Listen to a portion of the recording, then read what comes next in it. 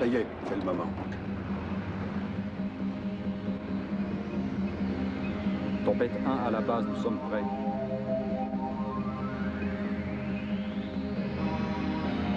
Ok, allez-y.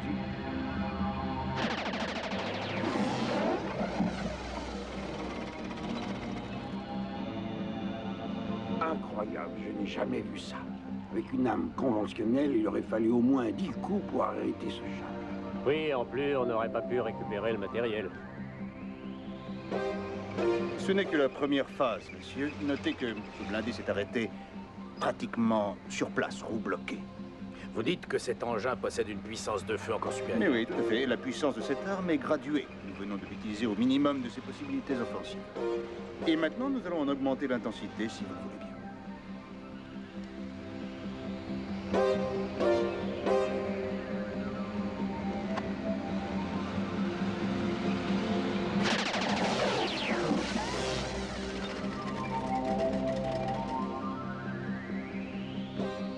Fantastique. C'est encore plus efficace qu'un missile nucléaire. C'est extraordinaire. Les fabricants m'avaient prévenu à l'usine, mais j'étais plutôt sceptique. C'est la Sphinx qui produit ce bijou. C'est la Sphinx, exact. Vous connaissez le sérieux de ces ingénieurs. Ils ont refusé de nous livrer le prototype tant qu'ils n'étaient pas sûrs de sa mise au point. Il semble déjà tout à fait performant. Vous connaissez les scientifiques, toujours à la recherche de la perfection. Voyons-le fonctionner à la puissance maximum. Au fait, une petite chose me tracasse. Qu'est-il arrivé dans l'habitacle du premier char? Vous le verrez après. Il ne reste plus rien de vivant. Messieurs, vous venez de voir comment cette arme fonctionne en tir à vue classique. Autrement dit, quand on l'utilise comme un fusil anti-char conventionnel. Montez le système de visée spéciale. Comme vous allez le voir, nous entrons dans le domaine de la science-fiction. Lieutenant, faites transmettre l'ordre au 3e char de se déplacer derrière la barrière en ciment armé. Bien, mon général. J'ai suivi régulièrement les progrès de cet engin depuis sa naissance. Eh bien, j'avoue que ses capacités me laissent encore pantois. Armé, prêt à tirer? Exécution!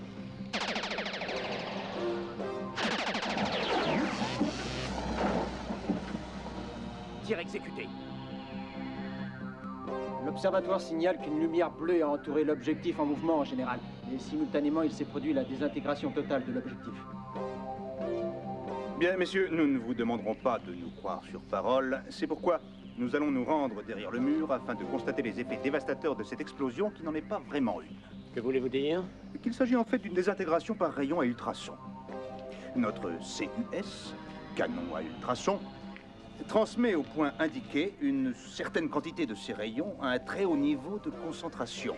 L'effet de ces rayons est destructeur pour n'importe quel type de matériel et mortel pour tout organisme vivant. Je vois.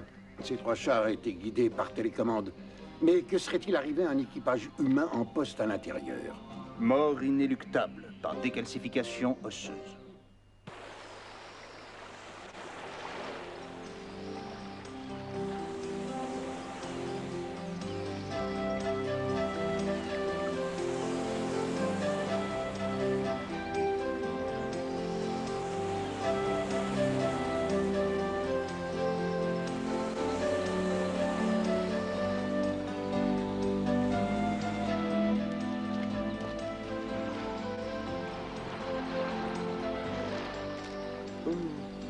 Alors, professeur, toujours passionné d'illustrer? Eh, vous plaisantez, Fernande. Mais les criminels s'inspirent souvent d'histoires illustrées. Vous aviez quelque chose à me dire? Ah. Simon vient d'arriver. Il veut savoir si vous avez besoin du taxi. Quand j'ai besoin d'un taxi, j'appelle. Je n'ai pas appelé, donc j'ai pas besoin de taxi. C'est exactement ce que je lui ai dit.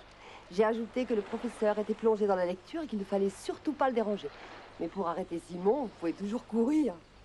Dites-lui d'aller au diable. Bravo, merci. C'est comme ça qu'on parle de son premier et unique assistant? Quand on est assistant, on reste aux ordres et on attend. Vous devez vous emmerder à fond dans ce trou. Et le taxi est là. Ça vous dirait peut-être d'aller faire un petit tour? Non, tu peux y aller tout seul. Jeune homme, mon auberge n'est pas un trou. Simon. Et dites-moi, j'ai une super idée. Va-t'en, Simon. Bon, ça va. J'ai tout compris, je me tire, puisque ma collaboration n'est pas appréciée dans le secteur. Veux-tu revenir? J'ai un mauvais pressentiment. Monsieur Winterbottom! Si j'attrape le type qui a inventé le téléphone, je l'étrangle. Reste ici, toi. Qui parle de boucher?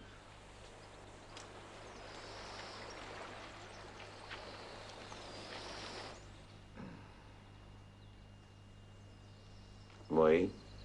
Jack, c'est Winterbottom. Je suis content de vous entendre. Je dirais même que je n'ai jamais été aussi content de vous entendre de ma vie. Ouais, des problèmes? Le mot est faible, cher ami. J'ai la sensation d'être assis sur une poudrière. Qu'est-ce qui vous arrive? Un de nos avions va venir vous chercher. Le client sera à bord. Il vous expliquera tout. Et de quoi s'agit-il? Dites-le-moi en gros. Non, pas au téléphone. Jack, je vous assure, c'est particulièrement grave. Notre client risque la ruine dans cette affaire. Et nous aussi. On pourrait très bien y laisser notre chemise.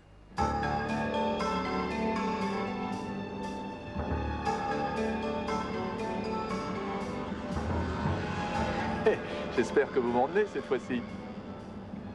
On verra. Je ne sais même pas où je vais ni ce que je vais y faire. Tant mieux, c'est encore plus marrant. Personnellement, je n'aime pas les voyages organisés. Personnellement, je me fous de ce que tu aimes. Ah bon? En fait, je sais très peu de choses. Winterbottom n'a rien voulu me dire. Enfin, presque. Alors, je vous écoute. Si j'ai bien compris, il s'agit d'une arme. Oui. Une arme d'une efficacité vraiment terrifiante. Si je devais la définir, je dirais que c'est l'arme absolue, parce qu'il n'existe aucune parade contre elle. Et alors, quelqu'un a mis la main sur les plans du projet? C'est pire. Il ne pouvait rien arriver de plus catastrophique. Calmez-vous, monsieur Guidi. Respirez et dites-moi ce qui vous tracasse. Le prototype nous a été volé. Nous commençons la descente sur Rome. L'atterrissage est prévu dans 10 minutes à peine. De Krohn, l'inventeur du CUS, oui, le canon à ultrasons, l'a emmené chez lui la veille pour procéder à certaines vérifications. Ah bon? Alors ça veut dire que l'arme n'est pas encore opérationnelle? Malheureusement, si. Elle est en parfait état de fonctionnement, au contraire. Elle ne peut être utilisée qu'en visée normale, mais elle a le même effet destructeur.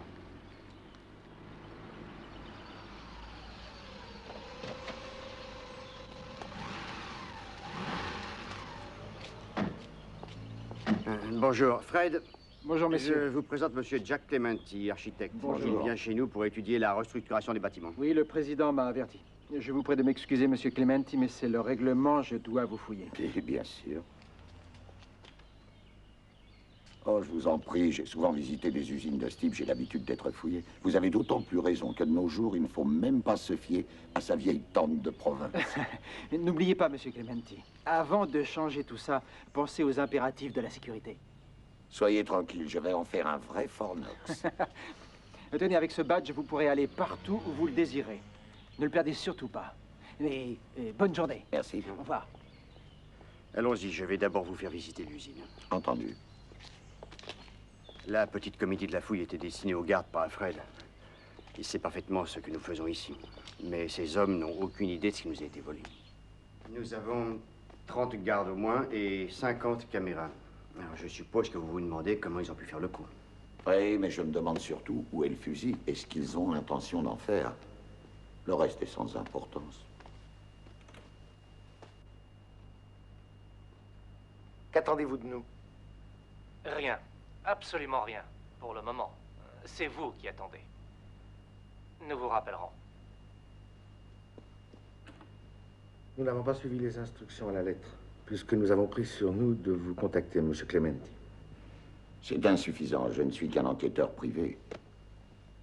Vous auriez dû sauter sur votre téléphone et ameuter tout le monde.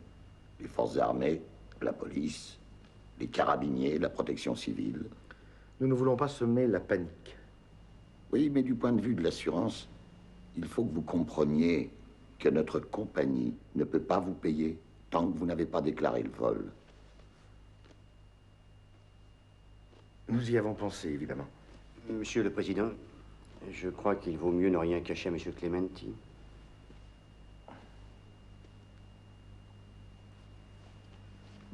Nous avons les mains liées. Nous avons vendu le brevet au ministère de la Défense. Nos accords datent du 20 septembre et concernent une énorme commande. Si l'affaire venait à se savoir, nous pourrions dire adieu au contrat et rembourser le ministère. La Sphinx ne s'en remettrait pas. J'aimerais bien visionner l'enregistrement du vol.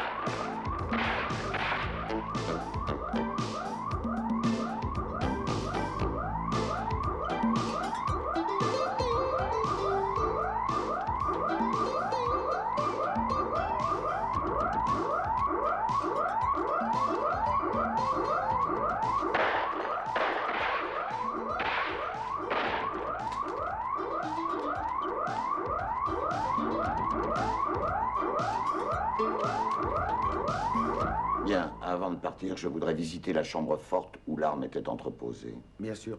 De Crone, vous voulez bien conduire Monsieur Clementi à la chambre forte? Certainement, Monsieur le Président. Dites-moi une chose, Monsieur de Crone. Trouvez-vous normal d'emporter chez vous du matériel relevant de recherches ultra secrètes? Quoi? Comment osez-vous? Pour nous, cela est parfaitement normal. Mais je comprends que ça vous paraisse étrange. Quant à vous, de Crone, essayez de comprendre que nous sommes là pour répondre à des questions. Veuillez excuser ma réaction. Cette histoire de vol a de quoi vous rendre un peu nerveux. Excusez-moi une minute.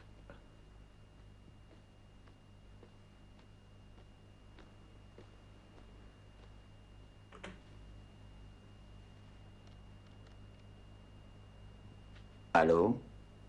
Voulez-vous me donner la Lloyd's International à Londres, s'il vous plaît? Et le bureau de M. Winterbottom? Non, non, je ne quitte pas, j'attends. Bon, d'après vous, pendant que nous sommes ici entre nous, à l'abri des regards indiscrets, protégés par des murs ainsi que divers systèmes de sécurité sans compter les gardes, une personne mal intentionnée pourrait nous désintégrer à condition de se trouver à une distance n'excédant pas 4 kilomètres? Oui, à condition qu'elle ait aussi le système de visée numérique. Encore heureux qu'elle ne l'ait pas. Allô? Allô, comment ça va, Monsieur Winterbottom? Oui, je suis sur place, avec nos amis à l'usine. Oui, le cas s'était très bien monté par des professionnels, mais personne n'est parfait. Oui, ça avance. J'ai mis la main sur un élément très intéressant. Et si tout se passe bien, je devrais pouvoir arranger l'affaire en, disons, 2 ou 3 jours. Excellent, mon cher. N'oubliez pas de me tenir au courant. Oui, bien sûr. Je vous tiendrai informé. Mon cher Jack, je vous rappelle que notre client est la Sphinx. Inutile de vous dire que si vous résolvez cette affaire, la Lloyd saura vous témoigner son immense gratitude. C'est vraiment très gentil. À bientôt. Bien, si vous êtes prêts, je vous emmène voir la chambre forte. C'est à l'autre bout. Dites-moi, vous aussi, vous êtes physicien, comme Monsieur de Crone? Non, je suis ingénieur en électronique. Mais je n'ai pas déconnecté le système d'alarme, si c'est ce à quoi vous pensez par hasard. Messieurs, ça suffit. Pour la dernière fois, je vous demande à tous de bien vouloir vous contrôler. Monsieur Clementi est venu à notre demande pour résoudre un problème. Il est de notre intérêt de lui faciliter la tâche. Peut-être vaut-il mieux remettre à demain la visite de la chambre forte. Si ça ne vous dérange pas, j'aimerais m'entretenir avec notre invité, en privé.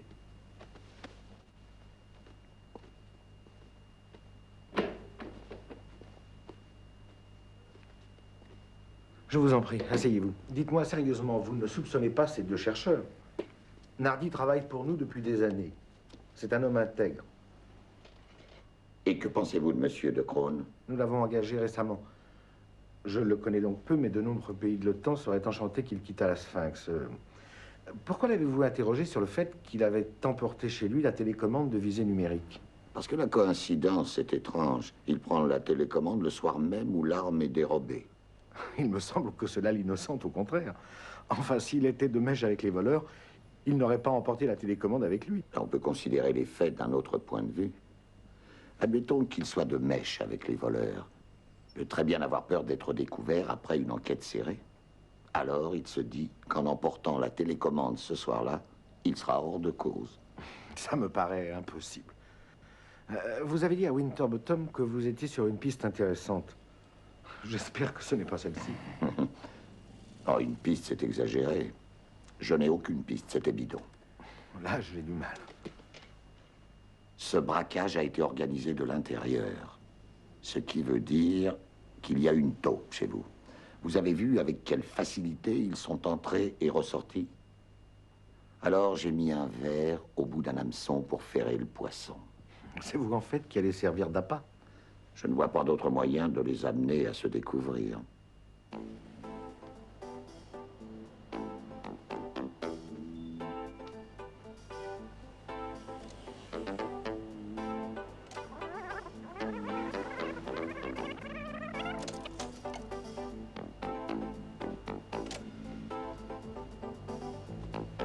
Un bon conseil.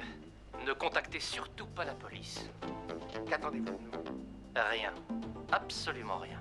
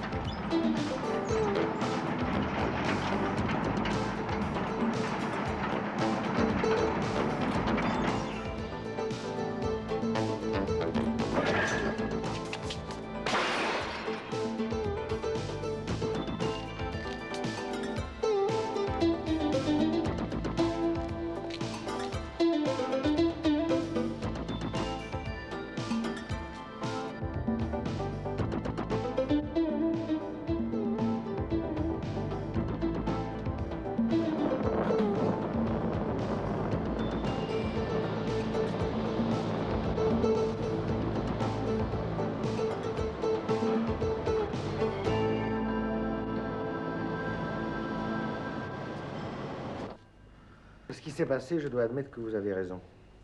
Ils ont un complice à l'intérieur, c'est évident. Ça semble impossible.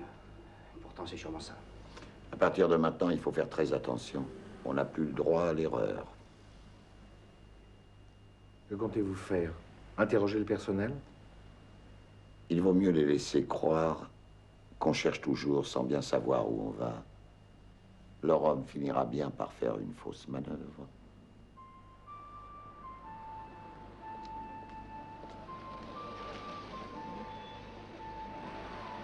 Envoyez tout de suite. Bien, monsieur le commissaire. Qu'est-ce que c'est? Comment ça, qu'est-ce que c'est? C'est une bouteille. C'est du Médoc, du 75. C'est bon pour ce que t'as, surtout à ton âge. Je me suis dit que ça te changerait un peu de la limonade. Ah ouais, tu veux que je le fasse analyser? Allez, bois-le. C'est un cadeau. Ah. Quand on rend visite à un homme de ton importance, cher commissaire, on ne vient surtout pas les mains vides. Logique? Toujours aussi badin. Monsieur aime à rire. À chaque fois que tu débarques avec un cadeau, ça me rend on ne peut plus soupçonneux. Le sage disait, méfiez-vous toujours d'un cadeau. Pas vrai. Mais tu as tort. Moi, j'adore recevoir des cadeaux. Seulement, je suis franc. Moi, c'est pas comme toi. Ouais, on t'a le cœur sur la main. T'es réglo, t'es honnête. Comme tous les grands spécialistes de l'embrouille. Qu'est-ce que tu cherches à insinuer? Je n'insinue pas. J'affirme, je dis clairement une vérité. J'ai besoin d'un service. D'un tout petit service. Ça m'aurait étonné. De quoi s'agit-il? Je voudrais les fiches de certains employés d'une certaine usine. J'ai besoin de tout connaître sur eux. Compte en banque, goût, habitude, etc. Tu me surprends, Jack. Les temps ont changé, tu sais. Aujourd'hui, on ne met plus les gens en fiche, pas même les putes et les homos. Alors, t'imagines une usine... Ouais, mais l'usine dont je veux parler est assez spéciale. Tous ses employés sont fichés. Et quel est le nom de cette usine? La Sphinx. Jack, tu sais ce qu'on y fait à la Sphinx? Oui, Tony, je le sais. On y fabrique des armes d'une nouvelle génération. Alors, si tu sais aussi qu'elle est sous la surveillance des carabiniers. Rien à voir avec nous. Ah, si tu me dis que tu n'as pas un copain au commandement général, alors là, c'est toi qui embrouille. Ouais, oui, bon, admettons. Alors, qu'est-ce que tu attends de moi? Tu ne veux tout de même pas que j'aille voler des fichiers chez les carabiniers et que je te les donne? Mais qui parle de voler? Une simple photocopie suffira. Dis-moi, Jack, est-ce que je t'ai déjà dit d'aller te faire voir ailleurs? Ouais, plusieurs fois. Parce que t'es mal poli, mais je t'ai toujours pardonné. Au revoir, commissaire. Au revoir, escroc. Et merci. Je t'en prie.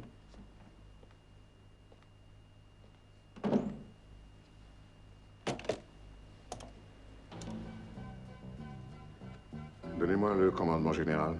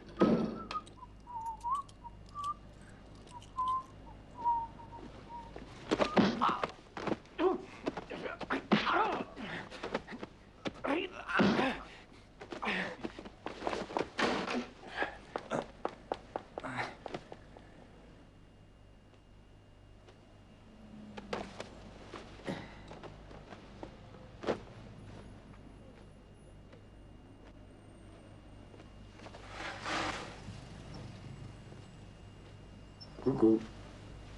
Allez, on se réveille, c'est pas le moment de dormir. Réveille-toi, Simon, allez. Hé. Oh, professeur? Je suis venu aussi vite que possible après avoir eu votre message. Oui, ça je m'en doute, mais qu'est-ce que tu faisais par terre? En arrivant, j'ai demandé la clé au gardien. Je suis monté, et à peine entré dans la chambre, j'ai reçu un coup sur la tête. Oh. Oui, je vois. Tu as surpris un type en train de faire l'inventaire. Est-ce que tu as pu le voir de face? Ouais, je pourrais le reconnaître. Il a une cicatrice à la tempe. On aurait dit un gamin, il m'arrivait là. J'ai juste réussi à lui tirer son blouson.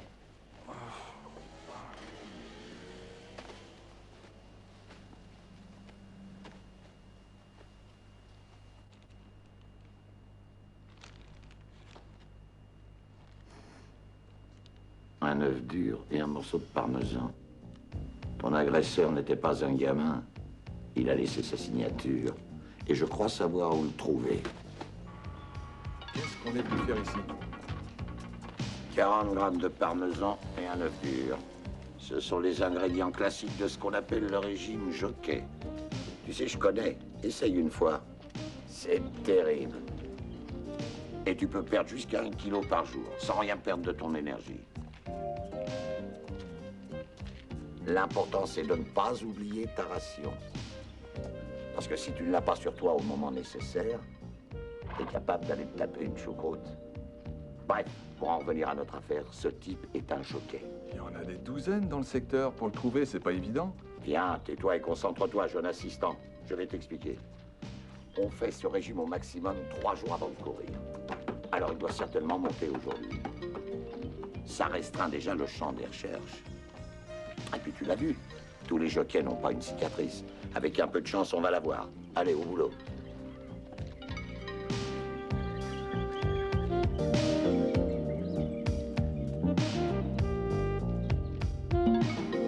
Excusez-moi, connaîtriez pas un jockey avec une cicatrice à la tempe? Ah non, je vois pas.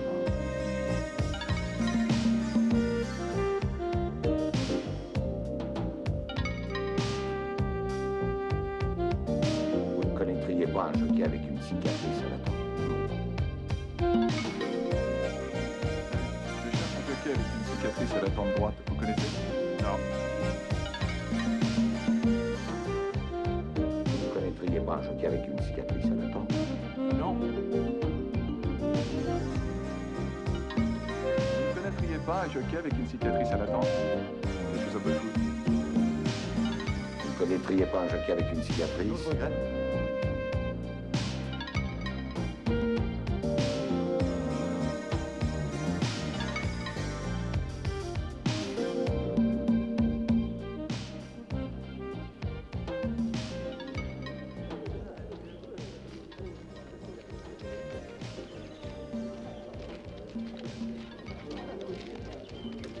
Salut Fausto, ça va?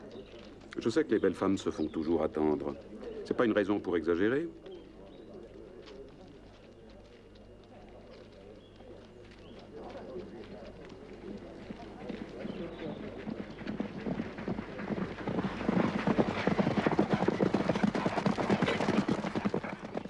Ne t'inquiète pas, Fausto. J'ai trouvé un cheval qui va résoudre tous mes problèmes. Sans blague. Tu me fais rire. Fais gaffe.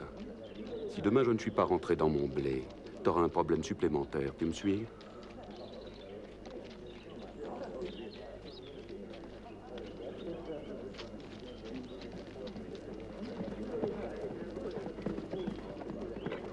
Demande-lui ses jumelles.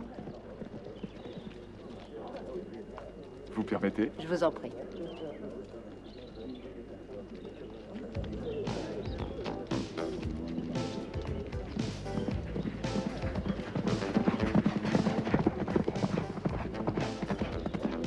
Dis-moi, tu le reconnais?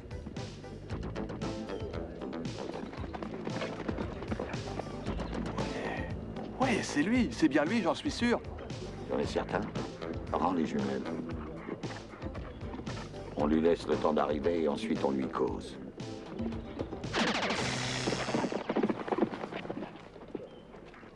Mais qu'est-ce qui se passe? Bien, on y va. C'est bizarre. Il est tombé 10 mètres après l'obstacle. C'est normal, il vient de se faire buter. Mais c'est pas possible de tuer un homme comme ça. Mais si, Simon, c'est possible. C'est rentable aussi. Ils viennent de faire d'une pierre 3 coups. Pour commencer, ils ont prouvé la puissance de cette arme. Ensuite, ils ont éliminé un homme qui pouvait les gêner. Et enfin, ils nous ont prévenus qu'ils ne rigolaient pas.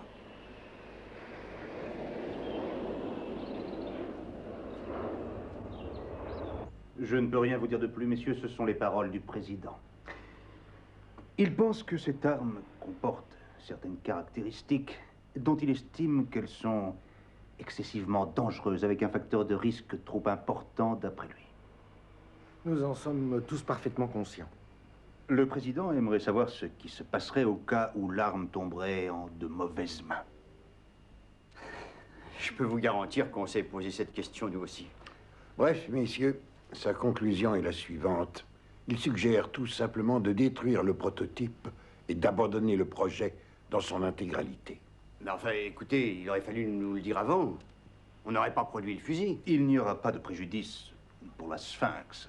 Le contrat sera respecté. La question n'est pas là. Je comprends votre désappointement. Votre invention est un vrai bijou. Le joyau de votre vitrine. Enfin, c'est comme ça, n'en parlons plus. Nous comprenons les raisons qui ont amené le président à prendre cette décision. Nous allons donc détruire le prototype. Nos ordres sont de nous faire remettre non seulement l'arme, mais encore les études et les plans avant de procéder à leur totale destruction. Et on doit vous les remettre quand? Dans les 10 jours. Vous avez un problème, monsieur le président? Vous vous sentez mal? Non, c'est juste un petit coup de fatigue. Vous savez, le CES nous a pris beaucoup de notre temps depuis ces dernières semaines. Je comprends la réaction de Cristiani. Le CES, c'était sa création. Mais nous suivrons jusqu'au bout les ordres du président, en bons militaires que nous sommes. Les soldats s'inclinent devant les politiciens.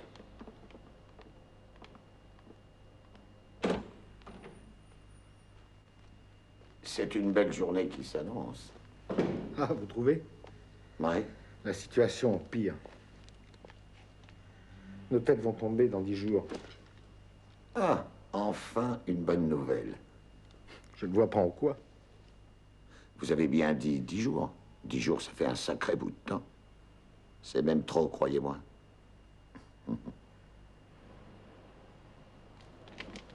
Monsieur Clementi, c'est la voiture de Monsieur Guidi. Ah oui? Elle est très belle. Oui, rapide, confortable. Elle est à votre disposition. Merci beaucoup. Je vous en prie.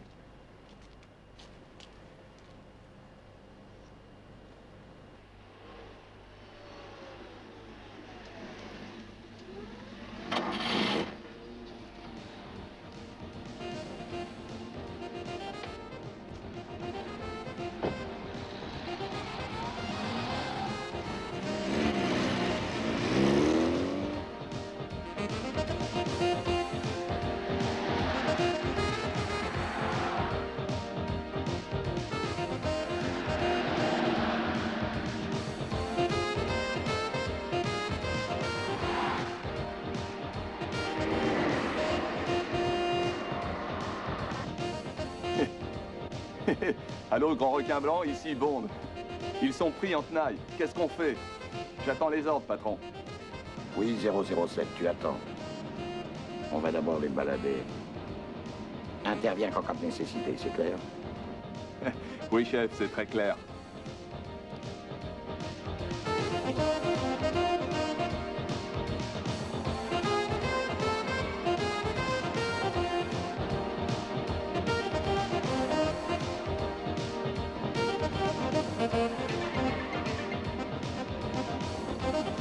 Je savais que tu étais un amateur. Tu les suis de beaucoup trop près.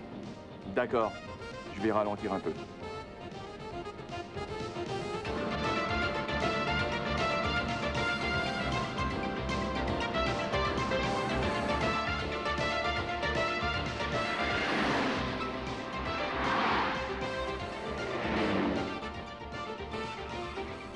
Tu peux commencer à réduire la distance. Profite des virages, je te rappellerai quand tu seras tout près.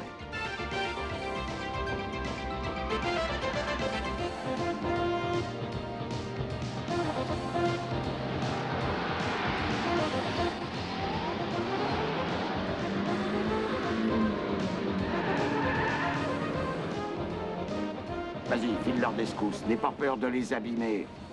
J'y vais, grand requin blanc.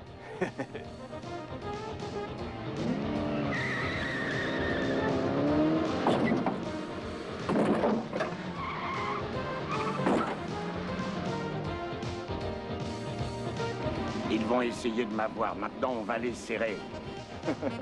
Ça vous rappelle quand vous étiez petit que vous jouiez aux autotamponneuses?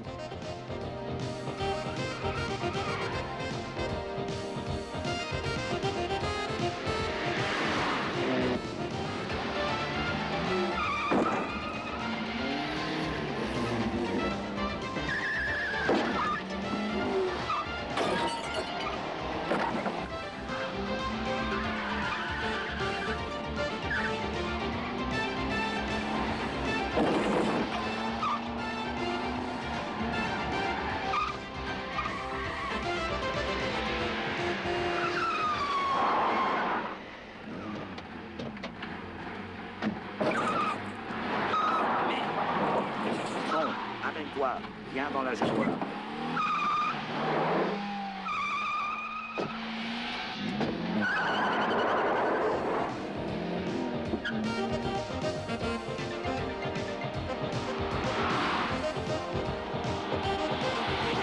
La prochaine fois, tu mettras le frein à main. Ça coûtera plus cher. Pas de problème avec vous.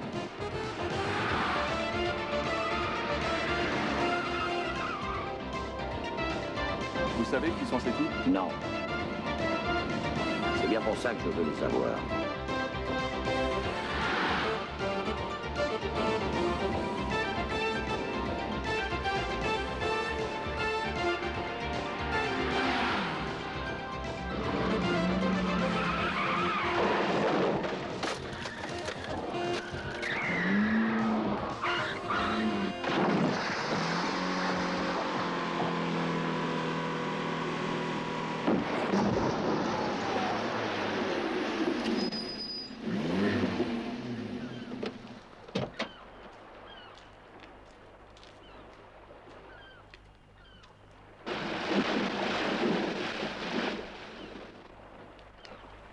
Faudrait quand même savoir qui c'était.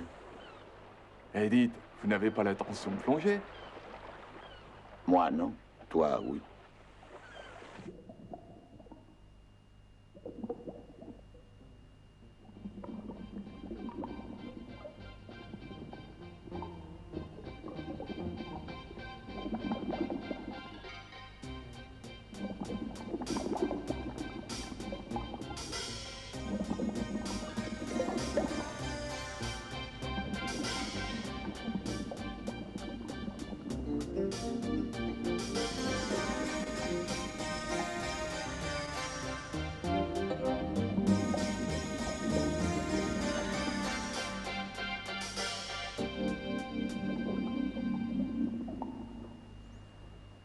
Alors, ça y est, tu as fini? Oui, presque. Ça t'intéresse de savoir que le président se tape sa secrétaire? 3 PD au conseil d'administration. Normal, quoi. Mais qu'est-ce que tu cherches exactement? Désolé, vieux, je suis lié par le secret professionnel. Ah, c'est la meilleure, celle-là. Je suis commissaire de police. Et je peux être arrêté pour divulgation d'informations secrètes. Ça n'a rien à voir avec la police, Tony, puisqu'il s'agit de secret Ouais. militaire. Justement, il y a vol qualifié, c'est pire.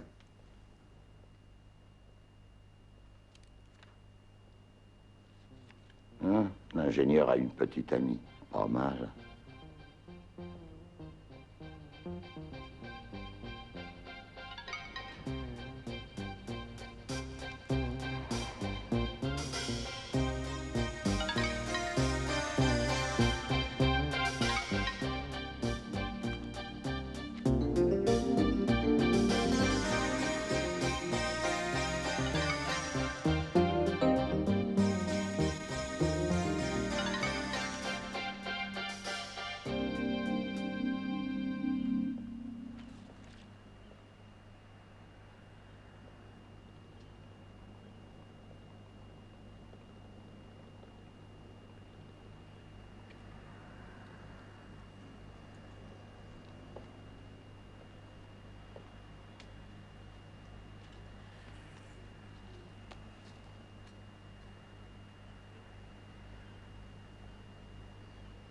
Excusez-moi, Oui? Que puis-je faire pour vous? vous êtes gentil. Est-ce que c'est un Kara? Non, c'est un Bora. Vous savez, les experts eux-mêmes arriveraient à les confondre parfois. Je n'aime pas vraiment les experts. Ils coûtent encore plus cher que l'étoile. Monsieur Clementi. Oh! Je n'aurais jamais pensé vous rencontrer ici. Moi non plus, je ne vous vois pas vous intéresser à l'art pictural. J'ai un autre motif. Edith est ma fiancée. C'est incroyable. Ça vous surprend que nous soyons fiancés? Oh non. Non, ce qui me surprend, c'est de rencontrer Monsieur Nardi. Figurez-vous pas? qu'avant-hier, on ne se connaissait même pas. Le monde est petit, c'est toujours ce qu'on dit. Bien, il faut que je m'en aille. On m'attend à l'usine. Je passais juste pour dire bonjour. Oh, comme c'est dommage. J'aurais tellement aimé que nous puissions bavarder tous les deux. Tu pourrais inviter M. Clementi à la villa. On déjeunerait devant la mer. Ah, c'est une excellente idée. Est-ce que vous êtes libre pour déjeuner, Monsieur Clementi? Libre comme l'air. Bien, je vais vous donner l'adresse. C'est une espèce de bungalow juste à la sortie de San Felice. 200 mètres après le phare. C'est là-bas au bout. Via Bella Mimosa numéro 12. En attendant, on parle peinture avec Edith. Avec plaisir.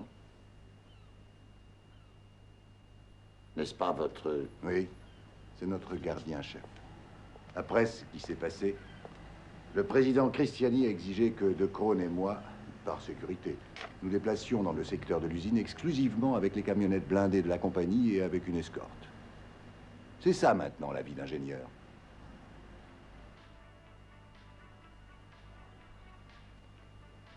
Vous vous connaissez depuis longtemps? On s'est rencontrés il y a 1 an.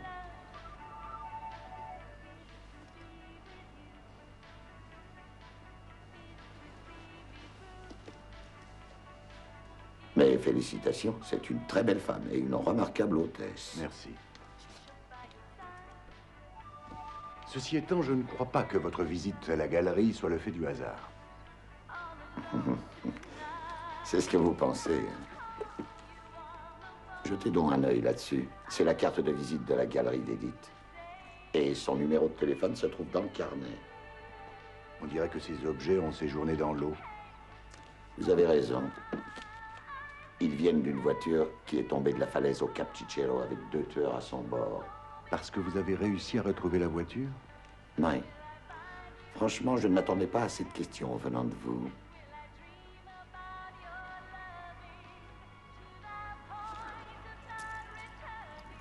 Oui, je comprends. Dès que vous serez parti, il faudra qu'Edith me donne quelques explications. Et des explications convaincantes. Voulez-vous la remercier pour moi? Vous me raconterez plus tard ce qu'elle vous aura dit. J'aimerais savoir où elle a rencontré ces 2 hommes.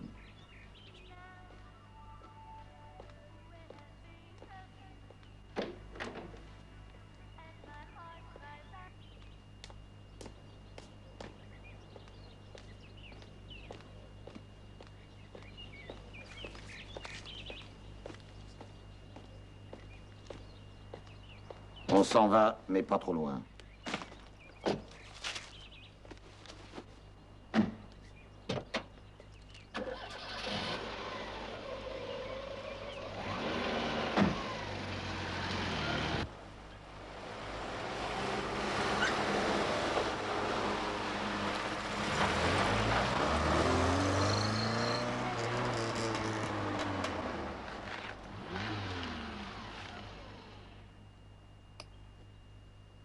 J'ai posé le micro sous une table. Regarde-moi en face et dis-moi la vérité. Ne me parle pas sur ce ton. Je te parlerai comme je voudrais. Qu'est-ce que tu as à voir avec ce maître chanteur, ce gangster? Il ne t'est jamais venu à l'esprit que je pourrais être victime d'un maître chanteur. Non, je ne comprends pas comment tu as pu en arriver là. Oh, je t'en prie, arrête. Je n'ai jamais prétendu être une sainte avant de faire ta connaissance. Ces hommes détenaient certaines photographies de moi. Je n'ai pas vu les photos, mais je les imagine assez bien. Je suppose que c'est moi qui ont visé à travers toi. Pourquoi ne m'as-tu rien dit? Je ne t'ai rien dit parce que je t'aime. Si je t'en avais parlé, tu m'aurais laissé tomber. C'est ma faute. Je me suis laissé aller à parler de mon travail, de mes recherches à une putain. T'es dégueulasse de dire ça. Mais qui sont ces types? Donne-moi leur nom, Edith. Non, pas question. Si je te les donne, je suis morte. Je t'assure, ils me tueront. C'est moi qui vais te tuer, si tu refuses de parler. Très bien. Je parle. Mais quoi qu'il doive m'arriver après, surtout n'oublie jamais que je n'ai aimé que toi. Tu es le seul. Donne-moi les noms de ces types. Parle. Il s'appelle... Oh! Mais qu'est-ce qui se passe? Bizarre, on dirait qu'ils ouvrent une bouteille de champ. Ah, 1, c'est encore possible, 2, c'est trop. Allons-y.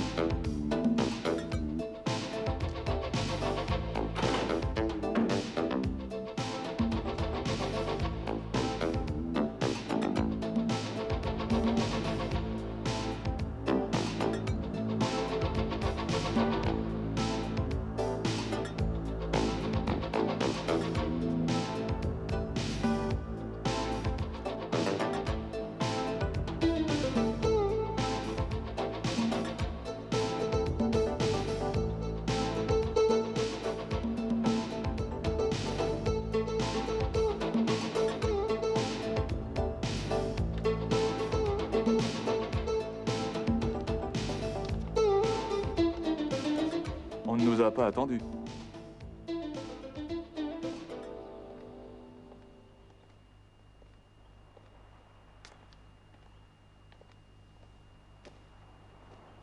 Mets la voiture en route. J'appelle la police. Quoi? Vous voulez appeler la police? T'inquiète pas, vas-y.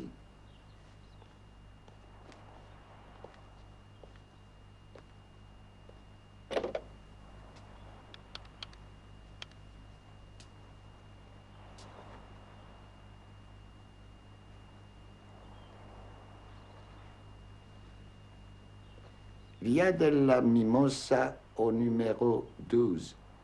Si ça vous intéresse, vous trouverez 2 morts.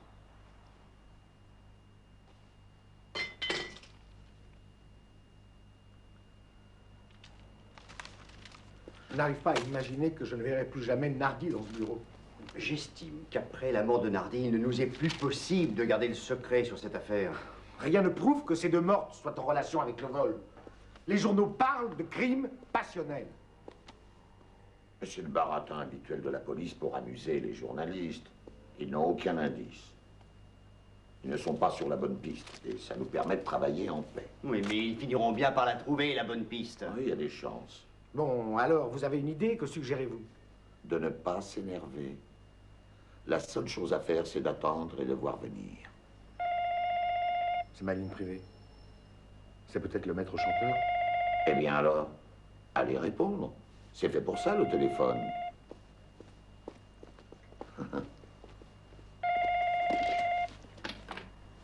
Allô?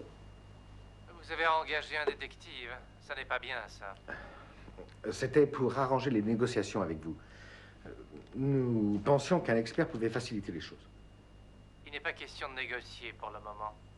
Nous voulons une arme complète en parfait état de marche. Écoutez, je ne comprends pas. Je peux vous garantir que l'arme est en parfait état.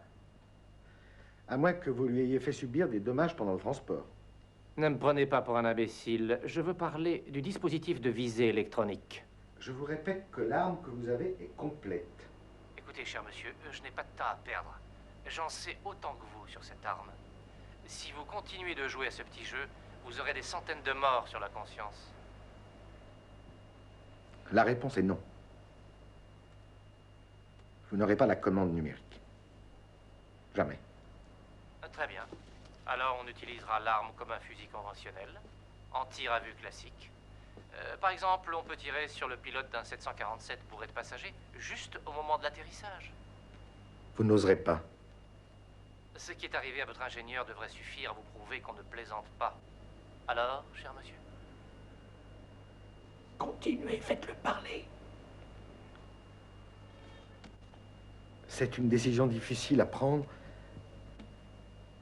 Je ne peux pas vous donner une réponse comme ça, sans y avoir réfléchi. Parfait. Consultez votre détective, mais faites vite. La prochaine fois, je veux une réponse. J'ai l'impression que ma tête va éclater, c'est affreux. Quand il ne pleut pas, il neige. Le président, le maître chanteur. On n'attend plus que la police pour que la fête soit complète. Quand on parle du loup,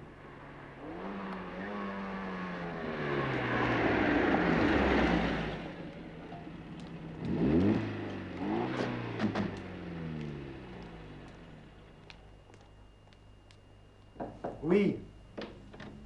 Monsieur Cristiani, la police est là. Un certain commissaire Caruso voudrait vous voir. Bonjour, messieurs. Je voudrais savoir où se trouve Jack Clementi. si c'est moi que tu cherches, je suis là.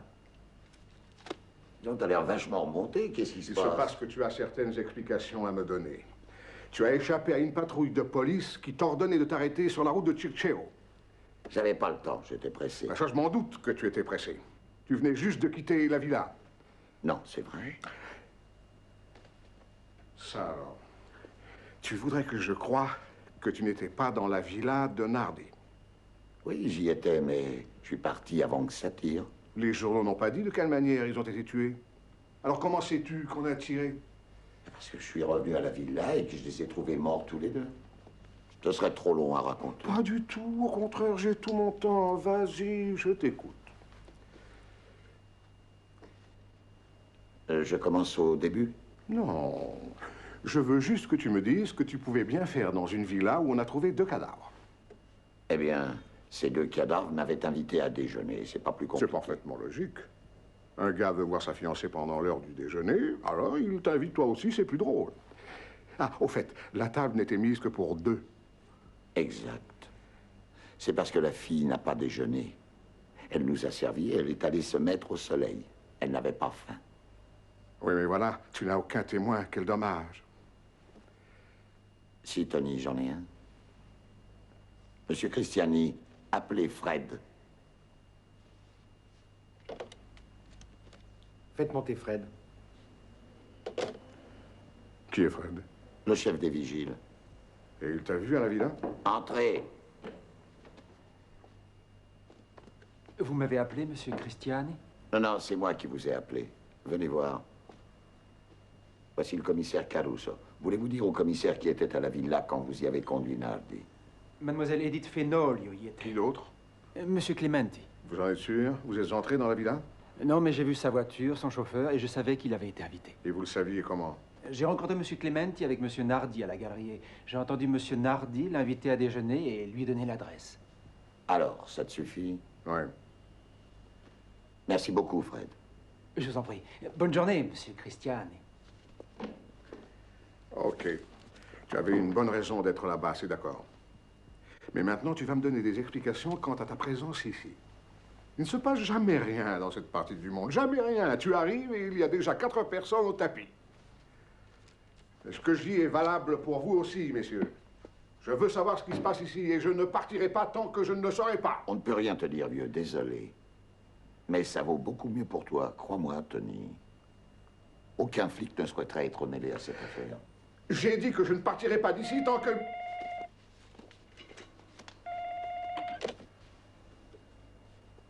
J'espère que vous vous êtes décidés, messieurs. Malheureusement, non, pas encore. Il faudrait que vous rappeliez plus tard. Il n'en est pas question. Si la réponse est non, nous commencerons le feu d'artifice. Le problème pour nous, c'est de choisir entre un avion, un train, un stade rempli de spectateurs. De toute façon, le résultat sera le même. Alors? Si nous décidons d'accepter, quelle serait la procédure? Vous acceptez? Répondez d'abord à ma question. Début de l'opération à 5 heures précises. Un de vos hommes nous apportera la commande de visée numérique en utilisant une de vos camionnettes immatriculée LT24185. En quittant l'usine, il prendra la route de Sperlonga. Inutile de vous dire qu'il doit être seul. Plus tard, il recevra des instructions par le radiotéléphone de la camionnette. Est-ce que c'est clair?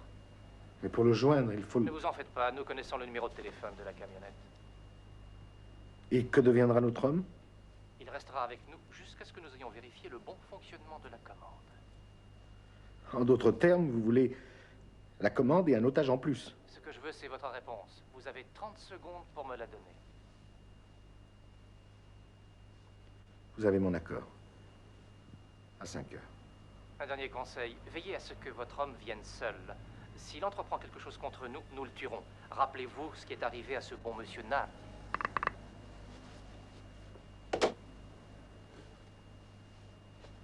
Nous sommes au pied du mur. C'est à moi d'y aller. Moralement, c'est à moi. Excusez-moi, mais je suis payé pour faire ce genre de boulot. Le problème n'est pas là. Je ne sais pas encore si j'ai oui ou non l'intention de leur remettre la commande numérique. Vous le devez. Ou alors vous serez pratiquement complice d'un massacre. C'est notre seule chance de savoir enfin qui sont ces gens. Pour la dernière fois, quelqu'un veut-il bien me dire ce qui se passe? Je t'ai dit qu'il valait mieux que tu ne sois pas au courant. Mais puisque tu insistes, assieds-toi et attache ta ceinture.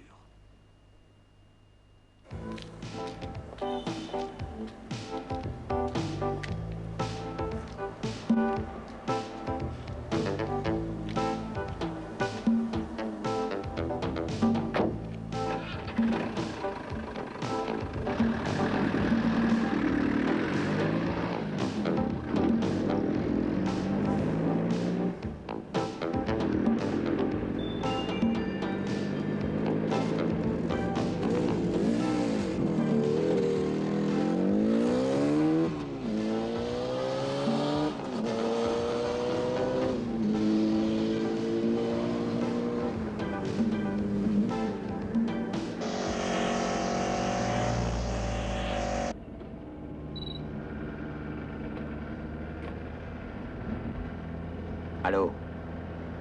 Allô, je suis l'itinéraire prévu. Je vais bientôt prendre la route de Terracine. Parfait. Juste après Terracina, prenez la route de Spellonga. Arrêtez-vous à droite avant l'entrée du tunnel du Monte di Glove.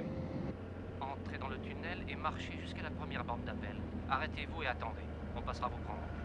Votre copain au casque rouge fera mieux de se barrer, ou le rendez-vous n'aura pas lieu.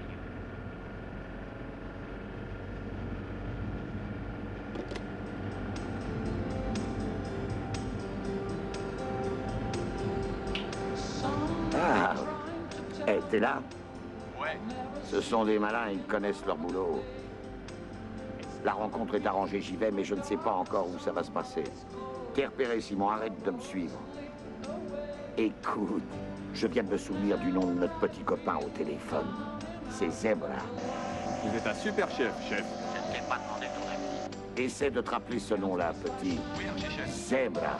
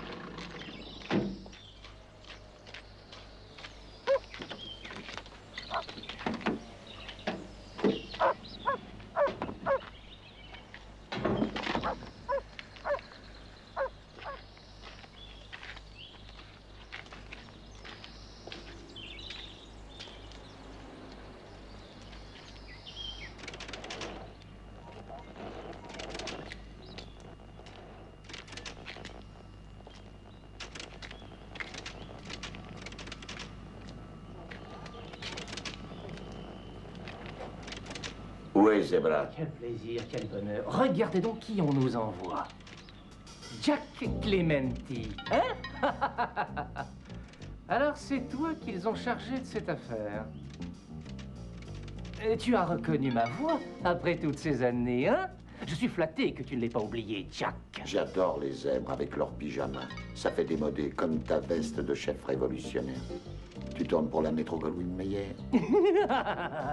Tu me fais toujours rire, Jack. Tu es toujours aussi blagueur.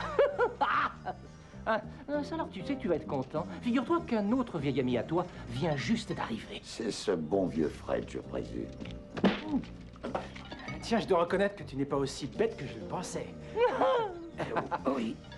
Avant la fin de cette histoire, tu auras aussi l'occasion de savoir si tu es aussi malin que tu le crois. Ça suffit. Après les civilités, passons aux choses sérieuses. J'ose espérer que tu as apporté ce que j'ai demandé. Tiens, voilà l'objet. Ingénieur. Vérifiez ça tout de suite.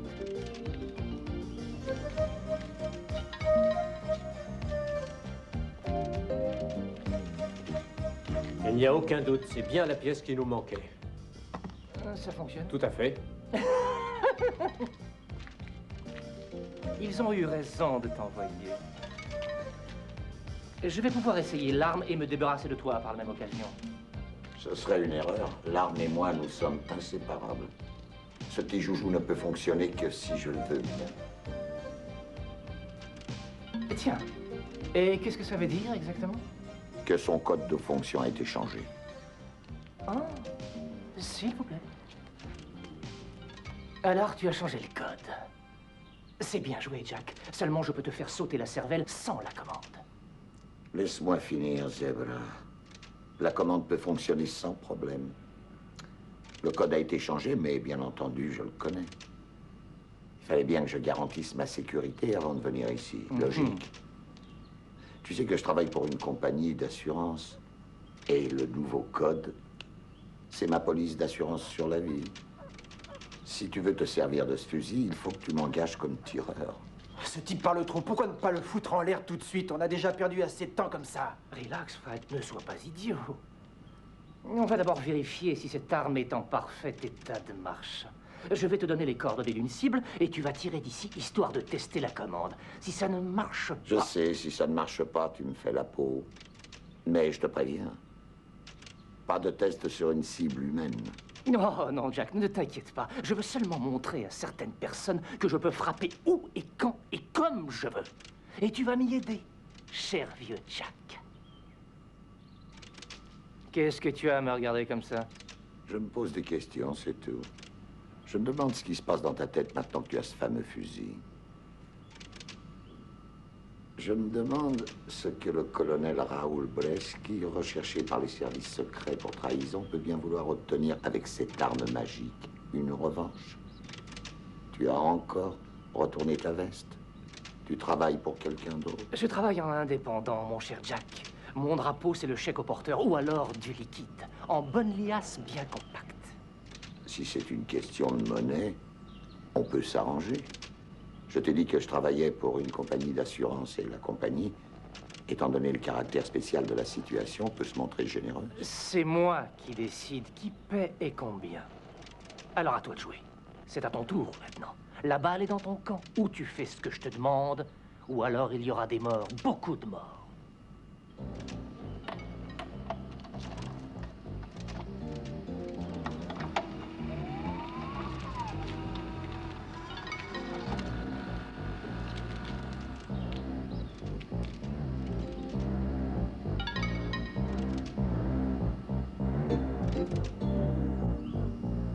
Voici la cible. Comme tu peux le voir, l'endroit est désert pour raison de sécurité. Tu ne peux tuer personne, même par erreur. Tu disais que tu avais le plan et les coordonnées de la cible.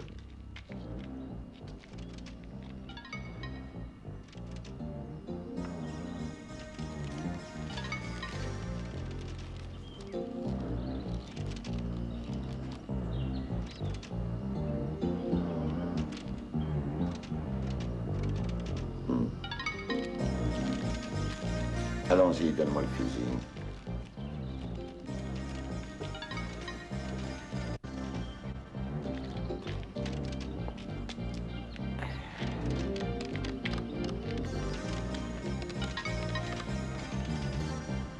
Voilà, j'ai mis la commande de visée numérique en fonction. J'ai rentré les données concernant la position de la cible à atteindre. Je peux. Tu peux. Vas-y.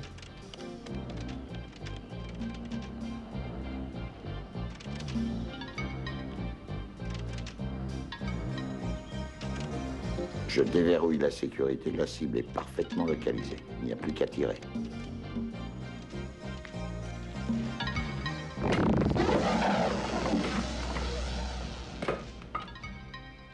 combien de temps jusqu'à la cible?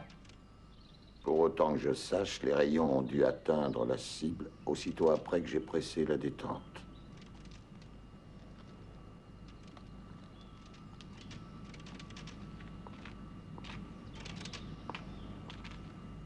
Si ça va aussi vite que tu le dis, on ne devrait pas tarder à avoir des nouvelles.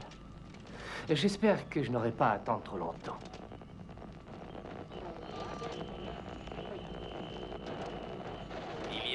Lilia Rose, opération réussie. Ah, bravo, très bien.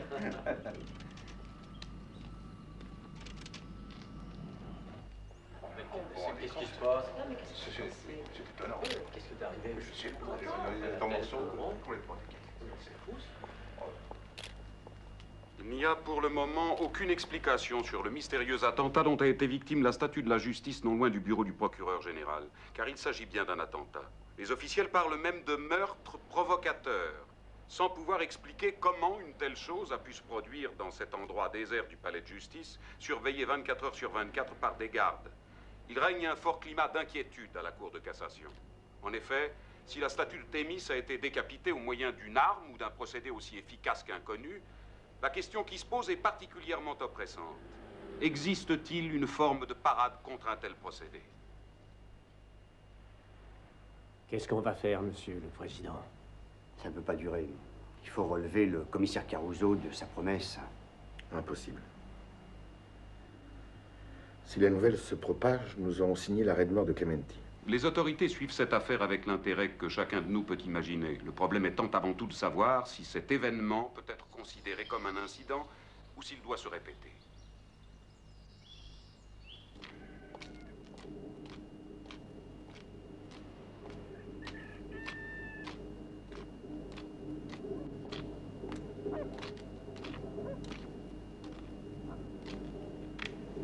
Ôte-moi d'un doute, Sherlock. Quand as-tu commencé à me suspecter? Dès le début. C'est faux, arrête de frimer. Fred, t'es un amateur. La cassette vidéo était assez bonne pour tromper les gens de la Sphinx, mais pas assez pour moi. Admettons, t'es le plus fort. Dis-moi où j'ai fait une erreur. Devant la caméra, t'avais l'air d'un mauvais acteur. Pire, un vrai guignol. T'es pas encore prêt pour l'Oscar. Fred, ouvre la porte. Je dois m'entretenir avec notre invité.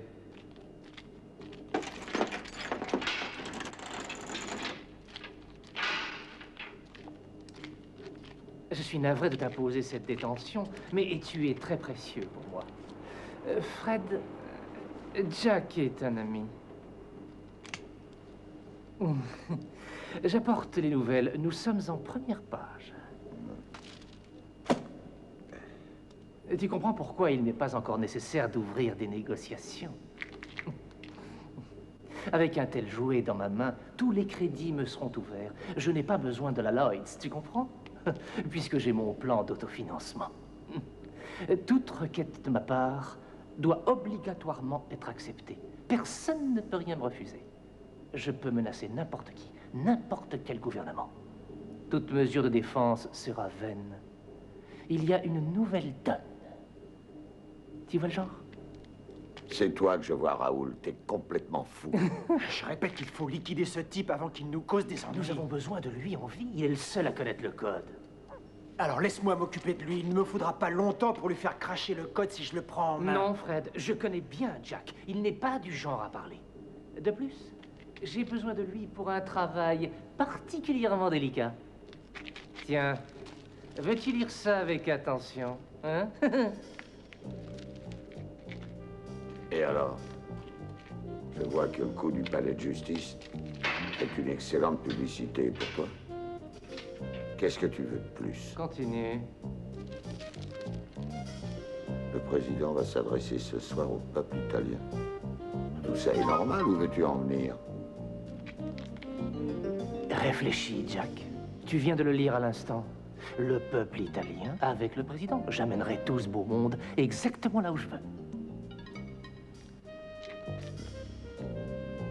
Qu'est-ce qui se passe encore dans ta tête de malade? Et t'as déjà compris, j'en suis sûr. C'est ta prochaine mission. Tu la trouves pas excitante? Ne compte pas sur moi. Regarde.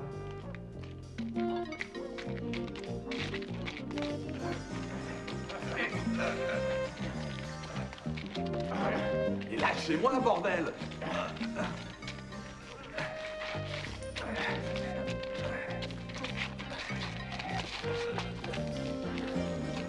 Vous vous connaissez, je crois. Professeur?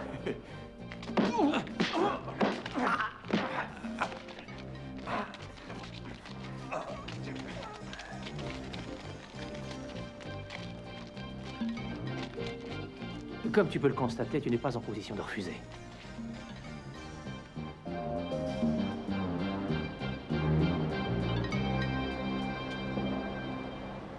Espoir. L'assistant de Clémenti aurait déjà dû nous appeler. Tout va de travers, c'est infernal. J'y comprends vraiment rien. Fred a disparu, impossible de savoir où il est passé. La situation est désespérée. Fred a disparu? Qu'est-ce que c'est? C'est le haut commandement militaire. Je leur ai dit que vous étiez en réunion, mais ils insistent. Passez-les-moi. Allô, général? Bonjour, monsieur Christiani. Vous ne pouvez pas imaginer à quel point je suis inquiet, mon cher. Je viens de lire le rapport sur ce qui s'est passé au palais de justice et il est là, devant moi. Vous avez certainement lu les journaux, monsieur le président. Je les ai lus, en effet. Oui, tout ça est très étrange. Je dois vous avouer que je n'y comprends absolument rien. Si je n'avais pas la certitude que le canon à ultrasons se trouvait actuellement dans votre chambre forte, je lui attribuerais cette histoire sans hésiter. Je ne connais aucune autre arme capable d'atteindre une cible aussi bien défendue sans laisser la moindre trace. C'est tout à fait impossible, du moins pour une arme conventionnelle. Y avez-vous pensé, par hasard? Non, en vérité, j'avoue que non. Ça ne fait rien. Cette affaire est extrêmement préoccupante. J'ai pensé et repensé au point de vue du président. Il a raison. Il a absolument raison. Cette arme, il faut la détruire. Si elle tombe en de mauvaises mains, il peut arriver la pire des catastrophes. Nous souhaitons donc procéder à sa destruction dès demain. Nous sommes d'accord avec vous. Vous avez tout à fait raison. Je vous vois demain, général. Au revoir. Mais comment on va faire? Comment on va faire quoi? Eh bien, demain, quand le général va arriver et qu'il nous demandera le canon ultrason. Demain, on ira en prison. Qu'est-ce que vous voulez qu'on fasse?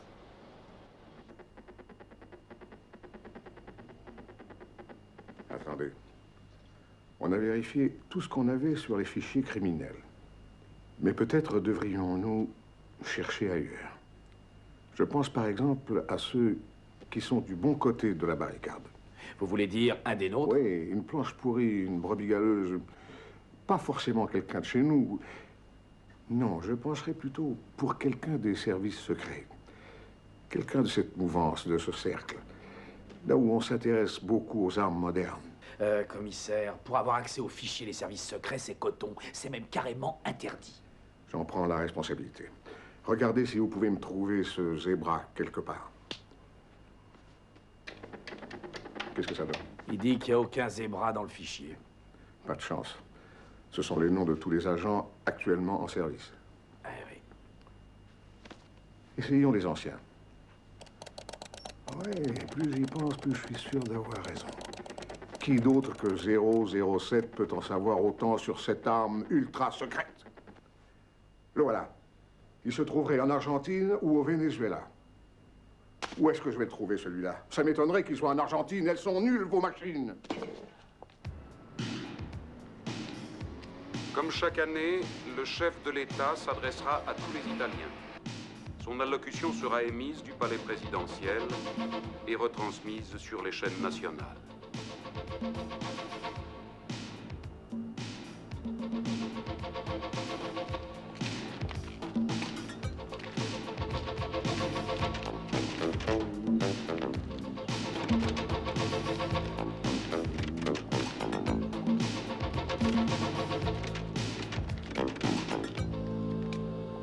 Ce que tu projettes de faire est impossible. Le discours du président est enregistré. Était enregistré. Mais pour cette fois, il va parler en direct. Ça ne peut pas mieux tomber. Viens voir.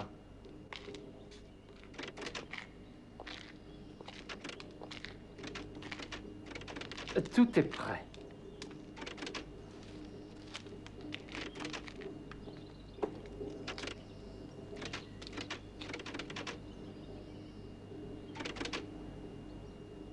C'est là qu'on va voir ce que tu sais faire. Et qui sait, Jack, si tout fonctionne bien, je pourrais te donner un job dans mon organisation. Tu as encore le temps d'arrêter cette folie. Pourquoi ne pas te planter gentiment devant ta télé et écouter le message du président, comme tout le monde? Tous ces braves gens chez eux n'ont plus rien à espérer. Je vais leur offrir le plus grand show de la planète. Dans quelques minutes sera retransmise en direct l'allocution annuelle du président de la République depuis le palais présidentiel.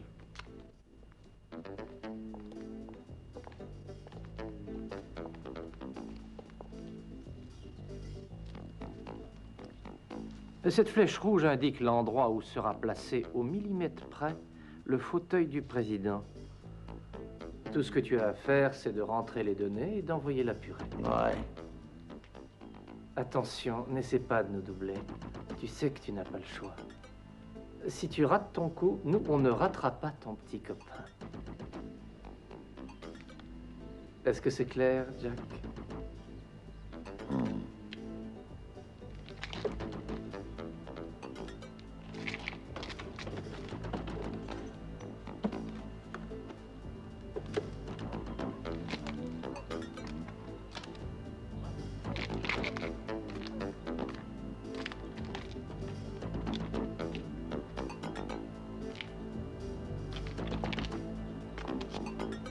Quand tu veux, Jack, tu peux y aller.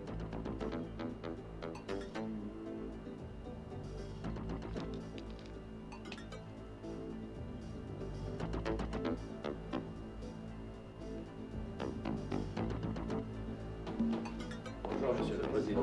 Bonjour, messieurs.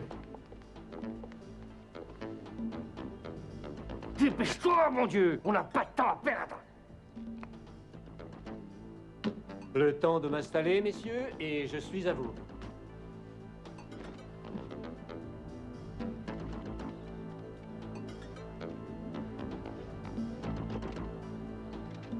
Monsieur le Président, tout est en place. On peut commencer quand vous voulez. Le voyant rouge sur la caméra vous indiquera que vous êtes à l'antenne. Très bien, je suis prêt. Lumière.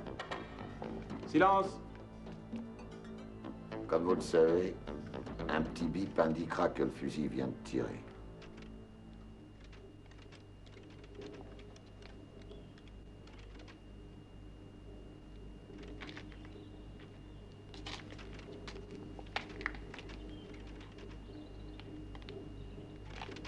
Je suis désolé, je ne peux pas tirer. Je n'ai rien contre cet homme. Écoute, ou c'est le président, ou c'est lui. À toi de choisir. Pourquoi tu ne le fais pas toi-même? C'est sans problème pour toi. Tu aimes ça. Montre-moi son fonctionnement. Ah, c'est simple. Ça se manipule comme un fusil classique. Tu vois les deux lampes rouges? Elles clignotent régulièrement. Ça veut dire que tu es dans la bonne direction. Tu n'as plus qu'à presser la détente. Vas-y doucement. Très doucement. Mais je dois te prévenir. Si tu presses la détente, on est tous morts.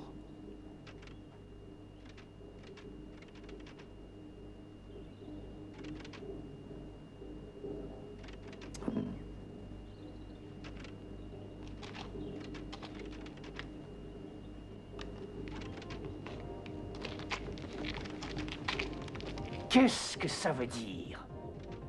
Ça veut dire que j'ai entré les coordonnées de ta propre base au lieu de rentrer celles du palais. Et de plus, j'ai mis en fonction le mécanisme d'autodestruction. C'est une bombe que tu as entre les mains. En fait, ce n'est plus un fusil que tu tiens, c'est un boomerang.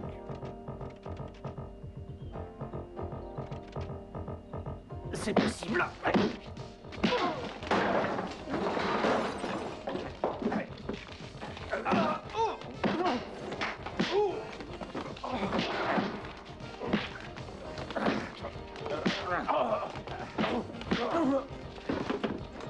Bouge plus, Clémenti. Fred, tire, vas-y, je veux le voir crever. Oui, avec plaisir.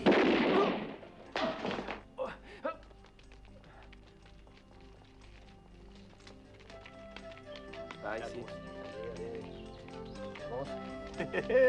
Ils sont super, mes bracelets. Qu'est-ce que tu t'es fait à la mimine? Un accident de travail? Salut, Fred. Mes respects, mon colonel.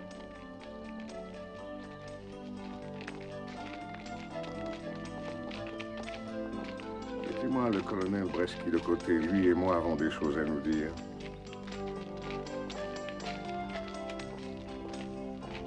Je voulais te dire, Che Guevara, le mécanisme d'autodestruction n'existe pas. Amusant, non? Je savais bien que ça te ferait rire.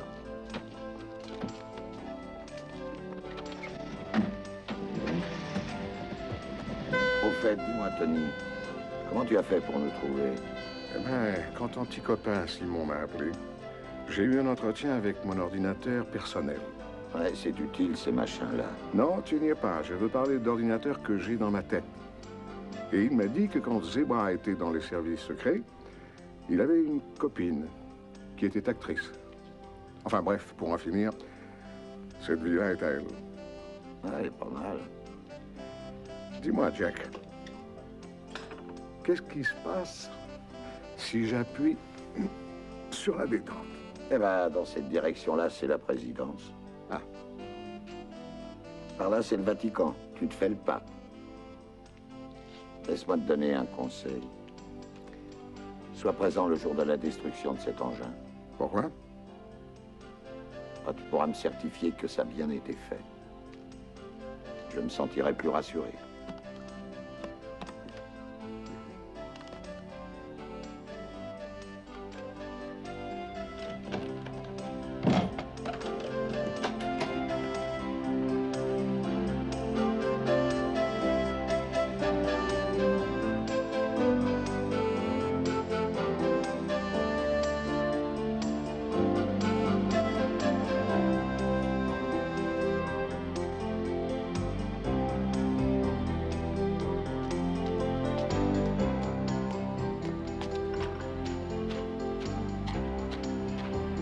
Il vous en a fallu du temps pour revenir cette fois-ci. Eh ben, vous devriez être contente, Fernande. Vous vous plaignez tout le temps que je suis un type impossible. C'est vous qui n'arrêtez pas de vous plaindre. Rien n'est jamais assez bien pour vous. Alors, je vous écoute. Qu'est-ce que vous voulez pour dîner? Ça m'est égal, faites ce que vous voulez. Je vois. Rien de changé. Oh, vous êtes de plus en plus ravissante, Madame Fernande. Voilà, au moins quelqu'un de poli.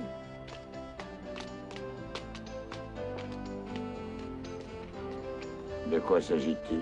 J'ai les photos de la grosse bête. Celle qu'on a pêchée la dernière fois. Qu'est-ce que vous en dites? Viens voir, il me rappelle quelqu'un. Oh, mais c'est le commissaire Caruso. 10 sur 10. Professeur, c'est prêt, j'ai fait... Enfin, je propose une escalope viennoise avec une bonne purée. C'est le seul plat que vous sachiez faire correctement, Fernande. Je savais que ça vous plairait. Il vaudrait mieux que vous me serviez une côtelette de veau à la milanaise. J'ai très faim.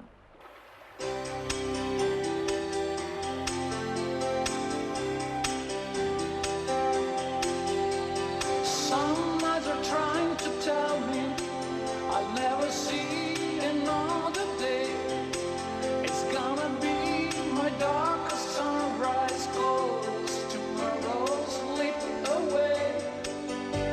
Whenever I feel down and out, there's a light above the skyline. Here comes my starshine rainbow, starshine rainbow, is sparkling gold. Starshine rainbow, and all my troubles